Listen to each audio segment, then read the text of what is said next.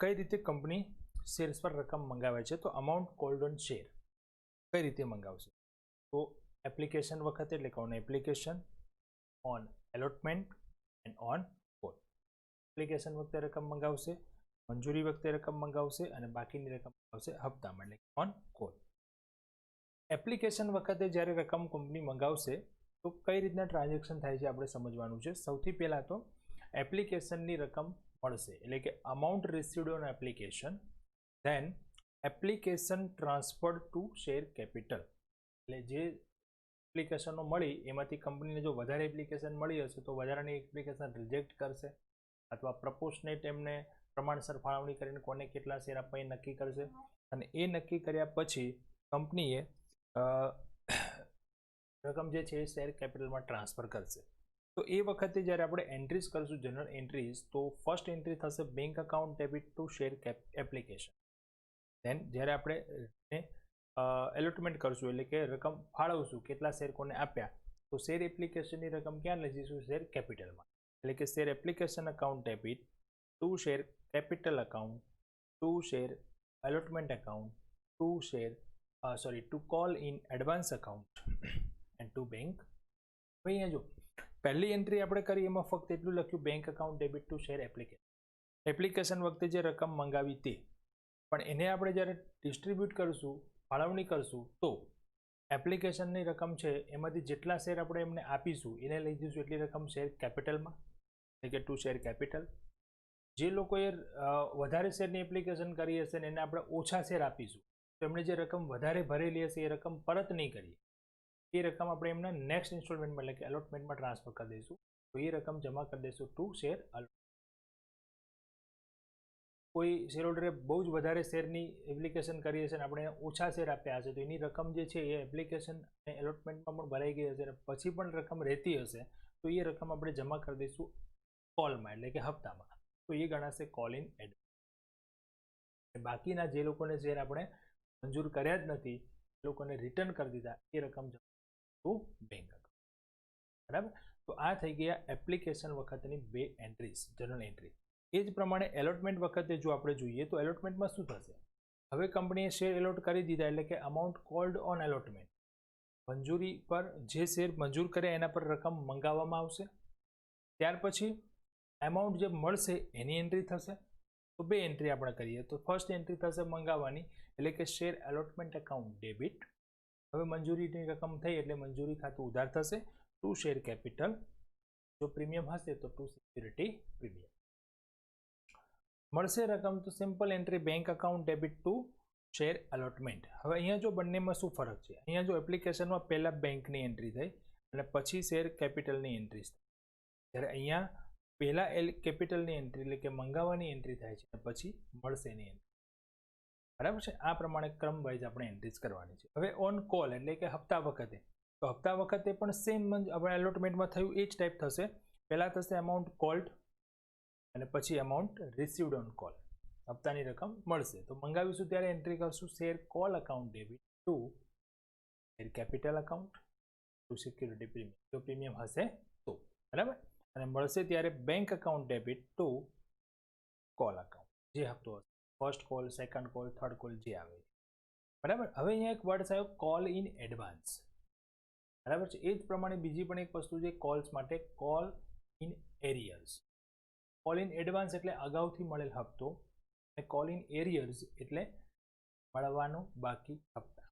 આ બંનેની અંદર કઈ રીતે આપણે સમજવાનું છે એ વસ્તુ જોઈ લઈએ પહેલાં. તો કોલ ઇન એરિયર્સ એટલે બાકી હપ્તા શું છે?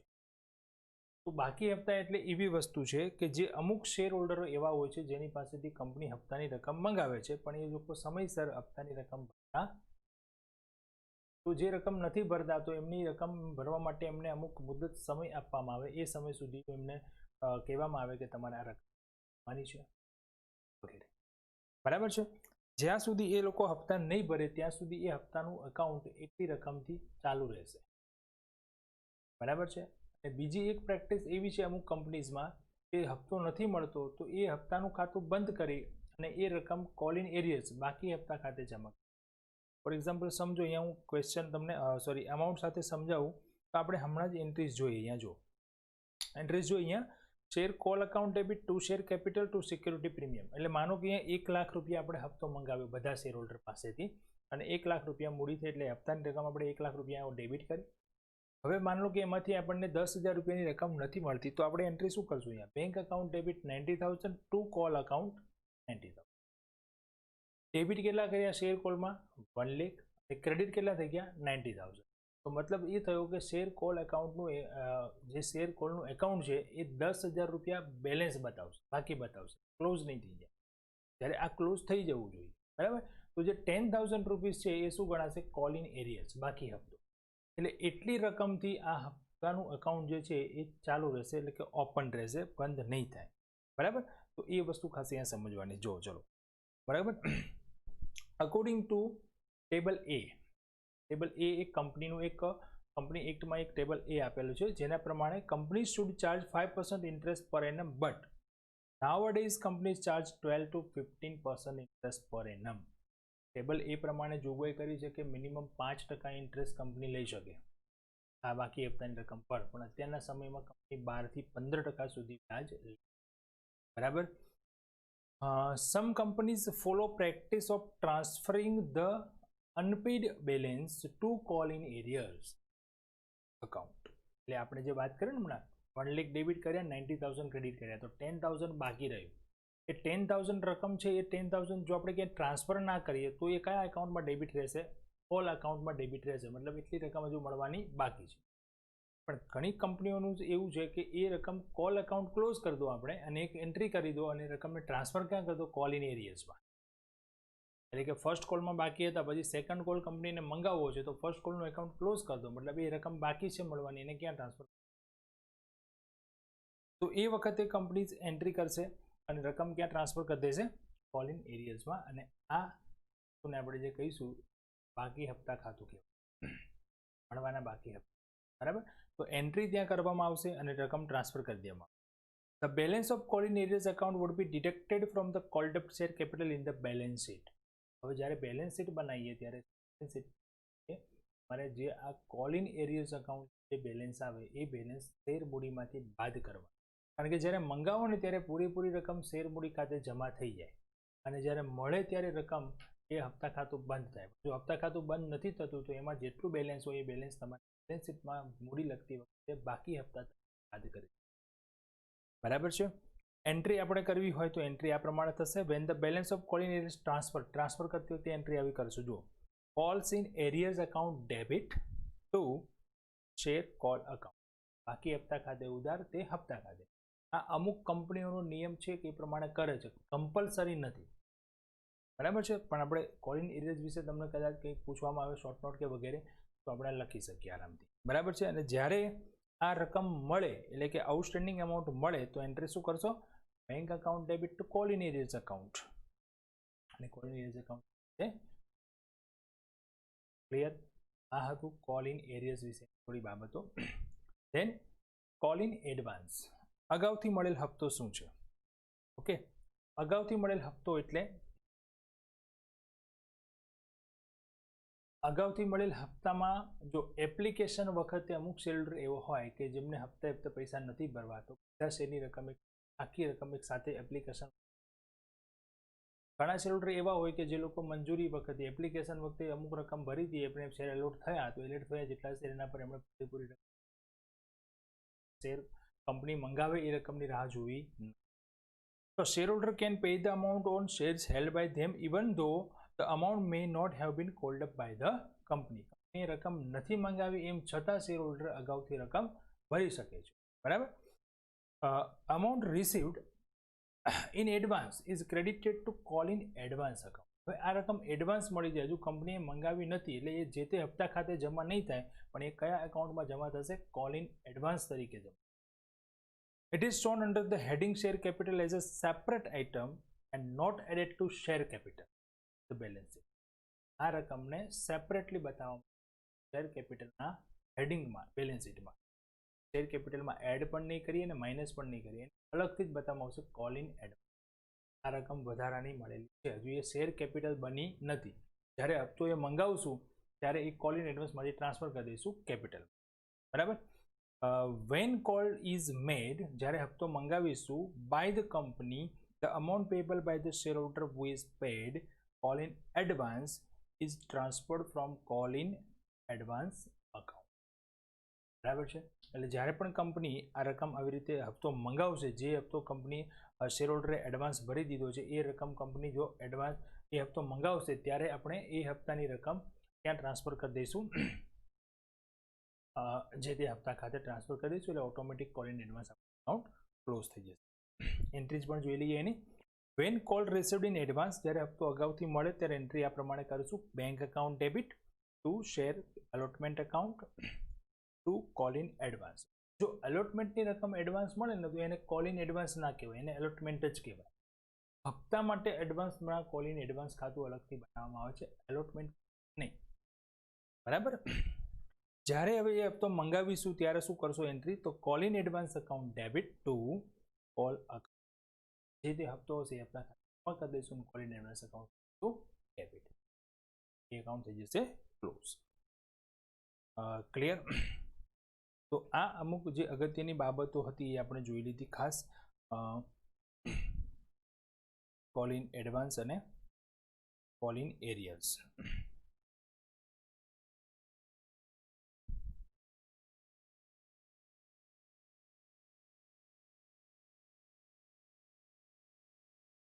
ઓકે, ચાલો હવે આગળ જોઈએ તો શેર ફોરફેટેડ એટલે શેર જપ્તી. શેર જપ્તી એટલે શું? બરાબર.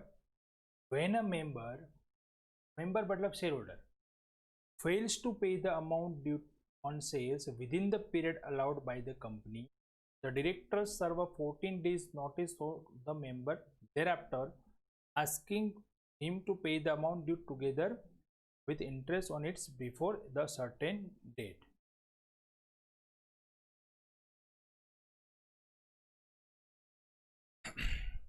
કોઈ શેર હોલ્ડર હપ્તો ભરવાનું ચૂકી જાય, એટલે કે જે ડ્યુ ડેટ હોય એ વખતે હપ્તો ના ભરે, તો એમને થોડો સમય આપવામાં આવે છે અને 14 દિવસની એક નોટિસ આપવામાં આવે છે.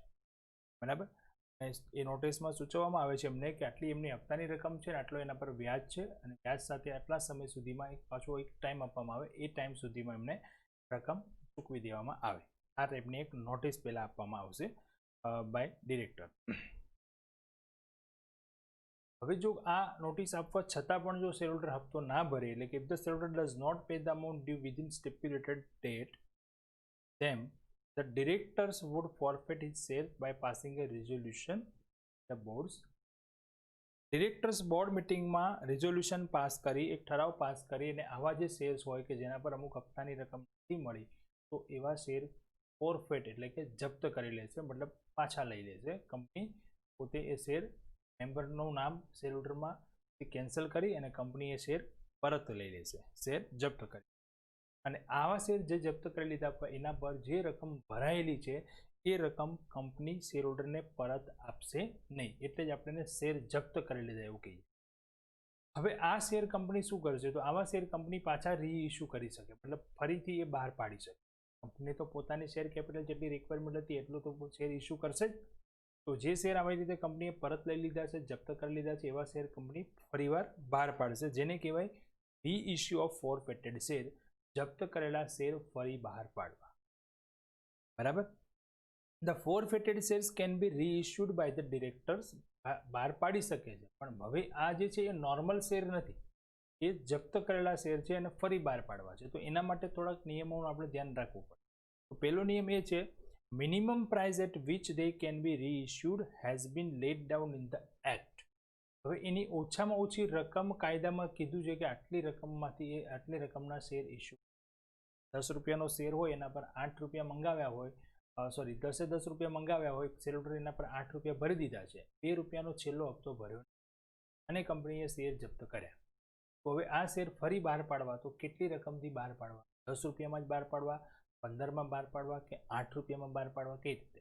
તો એના માટે કાયદામાં જોગવાઈ કરેલી છે, પ્રોવિઝન છે, company should get at least the amount unpaid of these forfeited share. At least unpaid, એના પર જેટલી રકમ નથી મળી ઓછામાં ઓછી એટલી રકમથી એ શેર ઇસ્યુ કરી શકે, એનાથી ઓછી રકમ નહીં. એટલે કે 8 રૂપિયા મળ્યા હતા અને 2 રૂપિયા અનપેડ હતા અને આપણે શેર જપ્ત કર્યા, તો હવે આ શેર મિનિમમ 2 રૂપિયામાં કંપની ઇસ્યુ કરી શકે. 2 થી વધારે કિંમત રાખી શકે પણ 2 થી ઓછી નહીં. જો 2 થી ઓછી રાખે તો કંપનીને નુકસાન છે. ઓલરેડી કંપનીને 8 રૂપિયા તો મળી ગયા છે, એ આપણે પરત કરવાના, શેરહોલ્ડરને પરત નથી કરવાના. તો હવે એ શેર પર બાકી કેટલા રહે છે? 2 રૂપિયા જ બાકી રહે છે. તો એવા શેર કંપની 2 રૂપિયામાં ફરીવાર બહાર પાડી શકે. 2 થી વધારે 5, 7, 8, 10માં કરી શકે પણ 2 થી ઓછી નહીં. મિનિમમ રકમ કેટલી થઈ ગઈ? 2. બરાબર. આ થઈ ગયા પોઈન્ટ્સ બધા આપણા. હવે આપણે જોઈએ એની ખાસ એન્ટ્રીઝ.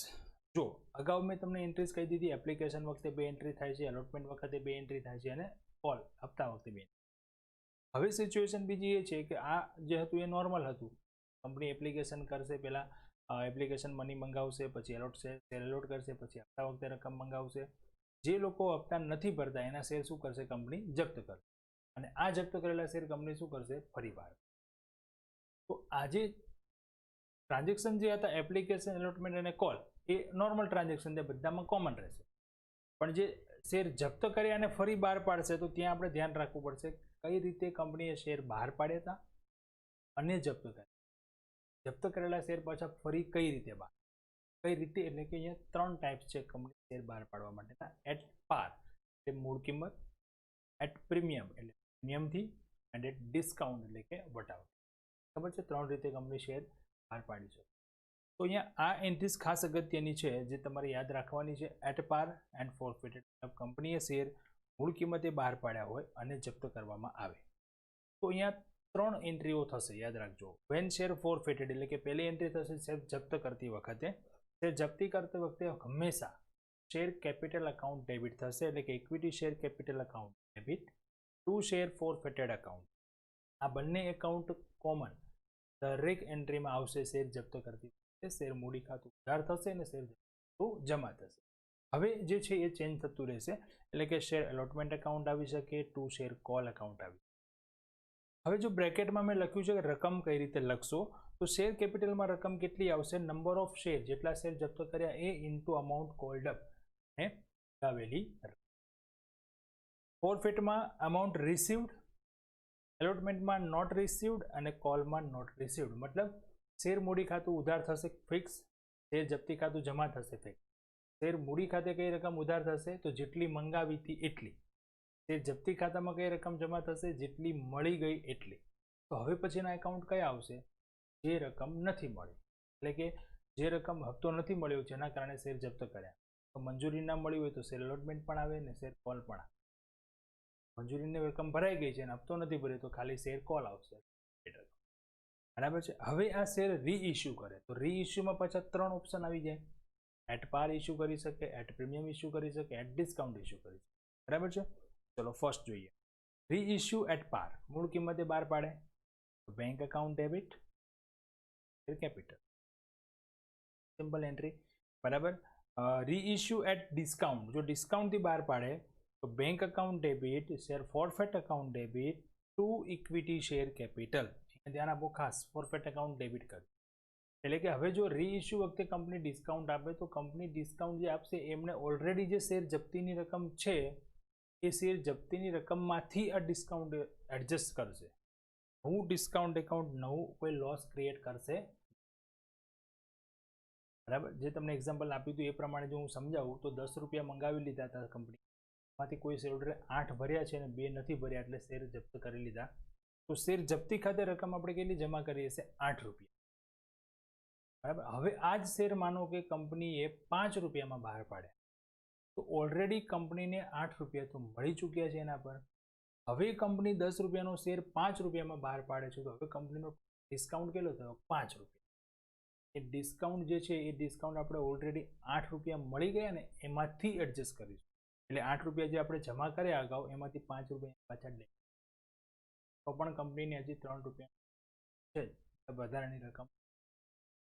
એટલે જ્યારે કંપની શેર જપ્ત કર્યા હોય અને ફરી બહાર પાડે ત્યારે ઓછી રકમથી બહાર પાડે તો એ જે ડિસ્કાઉન્ટ જે છે કેટલો હોવો જોઈએ? તો મેક્સિમમ શેર જપ્ત જેટલો હોવો જોઈએ. એનાથી ઓછી રકમનો બહાર નહીં પાડી શકે. એટલે આપણે ડિસ્કાઉન્ટ કહીએ છીએ ખરા અહીંયા, પણ એ ડિસ્કાઉન્ટ જે છે તમારે એડજસ્ટ ક્યાંથી કરવાનું છે? શેર જપ્તીમાં. જપ્ત કરેલા શેર ફરી બહાર પાડવાના હોય ત્યારે. ઓકે. નંબર 3 છે પ્રીમિયમ. પ્રીમિયમથી જો રીઇશ્યુ કરે તો પછી કોઈ પ્રોબ્લેમ નથી ડિસ્કાઉન્ટનો, તો કંપનીને વધારે હજુ રકમ મળશે. Bank account debit to share capital two share A premium. હવે અહીંયા જોઈએ તો જો અહીંયા શેર જપ્તી ખાતું આપણે જમા કર્યું અને અહીંયા શેર જપ્તી ખાતું આપણે ઉધાર કર્યું. તો આ બધું જ ટ્રાન્ઝેક્શન અહીંયા પતી ગયા. બંને શેર જપ્ત કરી લીધા અને ફરી પાછા બહાર પણ પાડી દીધા. તો શેર જપ્તી ખાતું બંધ કરી દીધું. શેર જપ્તી ખાતું ચાલુ રહેશે નહીં જો બધા શેર બહાર પાડી દીધા હશે તો. જો નહીં બહાર પાડ્યા હોય, ખાલી જપ્ત જ કર્યા છે, તો શેર જપ્તી. હવે શેર જપ્તી ખાતું બંધ કરવું હોય તો આપણે શું કરશું? એન્ટ્રી તો ક્લોઝ ફોરફેટેડ એકાઉન્ટ. તો એના માટે એન્ટ્રી થશે share forfeit account debit to capital reserve. આપણે જ વાત કરી અગાઉ કેપિટલ રિઝર્વ અને રિઝર્વ કેપિટલ થયું ત્યારે આ પણ કંપનીનો એક દેખીતો નફો જ છે, પ્રોફિટ જ છે, પણ કંપનીએ બિઝનેસ દ્વારા નથી મેળવ્યો, એટલા માટે એને કહેવાય કેપિટલ પ્રોફિટ. ક્યાં ટ્રાન્સફર થાય? કેપિટલ ટ્રાન્સફર થશે. ઓકે, ચલો તો આ એક આપણે જોઈ લીધું. સેકન્ડ, ડિસ્કાઉન્ટથી ઇસ્યુ કર્યા હોય અને શેર ફોરફેટ કર્યા હોય. સિમ્પલ એન્ટ્રી છે જુઓ, પણ એક એકાઉન્ટ વધી જાય છે ટુ શેર ડિસ્કાઉન્ટ એકાઉન્ટ. રીઇશ્યુની બધી જ એન્ટ્રી સેમ જે આપણે અગાઉ કરી હતી એ જ, પણ એમાં બી એક એકાઉન્ટ અહીંયા ચેન્જ થાય છે જુઓ, શેર ડિસ્કાઉન્ટ. મતલબ જ્યારે ડિસ્કાઉન્ટથી શેર બહાર પાડ્યા હોય અને જપ્ત કરવામાં આવે તો આ બંને એકાઉન્ટ તો આવશે જ. આ બંને એકાઉન્ટમાંથી કોઈ જે હપ્તો નહીં ભર્યો હોય એ આવશે, પણ વધારાનું શું આવ્યું? Share discount. જ્યારે ડિસ્કાઉન્ટથી બહાર પાડ્યા હોય ત્યારે ડિસ્કાઉન્ટ ડેબિટ કર્યો હશે તો એને ફરી જપ્ત કરો એટલે પાછો એટલો જ ડિસ્કાઉન્ટ આપણે ક્રેડિટ કરી દેવા. બરાબર છે. જો મૂળ કિંમતે બહાર પાડો તો પછી કોઈ ડિસ્કાઉન્ટનો ઇસ્યુ છે નહીં. બહાર પાડતી વખતે ડેબિટ કર્યો તો જપ્ત કરતી વખતે ક્રેડિટ કર્યું, ડિસ્કાઉન્ટ થઈ ગયું 0. મૂળ કિંમતે બહાર પાડી દીધા, હવે કોઈ ડિસ્કાઉન્ટ આવતું. then અહીંયા સેકન્ડ, ડિસ્કાઉન્ટથી જ પાછા ઇસ્યુ કરો તો bank debit, forfeit account debit, discount પણ પાછો ડેબિટ કરો ટુ શેર કેપિટલ. અહીંયા પાછું ડિસ્કાઉન્ટ પણ ડેબિટ. કે પહેલાંનું ડિસ્કાઉન્ટ જે તો એ ડિસ્કાઉન્ટ અને આ ડિસ્કાઉન્ટ બંને અલગ થઈ જશે. ત્યારે જે વધારાનું ડિસ્કાઉન્ટ આપ્યું એ ડિસ્કાઉન્ટ આપણે ક્યાં લખી દઈશું? પાછું શેર ફોરફેટ. બરાબર. એકાઉન્ટ સાથે કેલ્ક્યુલેશન કરીને કરશું એટલે ક્લિયર થઈ જશે વધારે. બટ યાદ એટલું રાખવાનું છે કે વટાવથી જ્યારે શેર બહાર પાડેલા હોય ડિસ્કાઉન્ટથી તો જપ્ત કરતી વખતે આપણે જમા કરવાનું અને એના એ જ શેર ફરી પાછા ડિસ્કાઉન્ટથી ઇસ્યુ કરીએ આપણે રીઇસ્યુ કરતી વખતે પણ આપણે ડિસ્કાઉન્ટ આપીએ તો પાછું ડિસ્કાઉન્ટ એકાઉન્ટ પણ. બરાબર. પ્રીમિયમ હોય તો પછી ક્યાં? ફોરફેટ એકાઉન્ટ ક્લોઝ કરવા માટેની એન્ટ્રી દરેક સરખી જ રહેશે. Forfeit account debit to capital and then share issue at premium and forfeited. This is the most important. આ જે છે ખાસ અગત્યની વસ્તુ, કારણ કે અહીંયા આ તમને વધારે પૂછાય છે. અહીંયા પણ શું થાય છે? જો એક એકાઉન્ટ ચેન્જ થયું, બાકીની એન્ટ્રી બધી કોમન. જો સૌથી પહેલી એન્ટ્રી પ્રીમિયમ એકાઉન્ટ ડેબિટ થયું, share capital, share forfeit, allotment code એ બધા એના એ જ. પ્રીમિયમ એકાઉન્ટ ડેબિટ થયું, પણ એમાં પણ શું છે? અહીંયા નોટ રિસીવ્ડ. જો પ્રીમિયમની રકમ ન મળી હોય તો જ ઉધાર કરવાનું, થઈ ગઈ હોય તો ઉધાર કરવાનું નહીં. બાકીની જે આ એન્ટ્રીઝ છે એ the same to same part number 1 જેવી, કોઈ ચેન્જીસ નથી. ફોરફેટ એકાઉન્ટ ક્લોઝ કરવા માટેનું પ્રીમિયમ અને ડિસ્કાઉન્ટમાં ખાસ ધ્યાન રાખવાનું છે ક્યારે કયું એકાઉન્ટ ડેબિટ અને ક્રેડિટ થશે, બાકી બધું સેમ છે. ઓકે, તો થેન્ક યુ. આજના આ લેક્ચર્સમાં આપણે જે પણ ડિસ્કશન કરી અને જે પણ એન્ટ્રીઝ જોઈ એ એન્ટ્રીઝ તમારે શેર કરવાની છે અને નેક્સ્ટ લેક્ચરમાંથી